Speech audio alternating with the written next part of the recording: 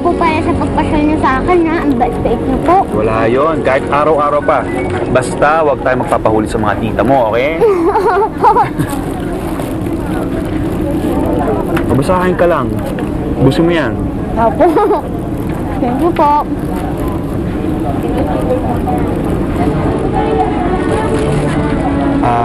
Cookie, okay lang ba hintayin mo ko dito sandali?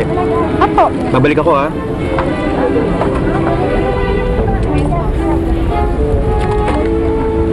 Boy, ne.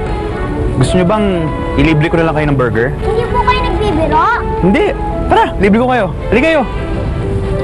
Sige na, sige na. Sama kayo sa akin.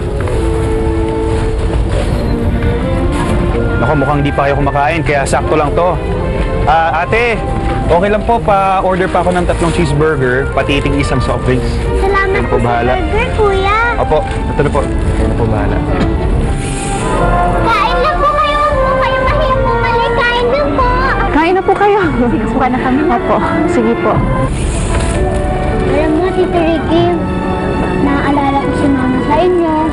Mahilig din po kasi siyang mamigay ng pagkain. Mabait naman kasi ang mama mo, Cookie. Sa katunayan, isa nga ako sa nabigyan ng tulong nung walang-wala ako. Ano naman pong tulong yun? Kasi Cookie, isa akong ex-convict. Ano po yung ex-convict? Dati ako nakakulong sa Bilibid. Ano po? Bakit naman po? Kasi naman, napagbintangan ako ng kasalanan hindi ko naman nagawa. Kaya yun, nung nakalaya ako, wala nang gusto magtiwala sa akin. Masama na agad ang tingin nila. Mama mo ang nag-iisang taong nagtiwala sa akin. Kung ano man yung narating ko ngayon eh, utang ko yan lahat sa mama mo. Ang bait-bait po talaga ni Mama, no? Hello, Mama! Kasama ko po ngayon si Tito Ricky. Dahil po sa lahat ng magagandang tulong na nagawa niya sa kanya, nandito po siya kasama ko. Mama, ang bait-bait po niya sa akin. Hoy, ikaw talaga. Ano ba yan?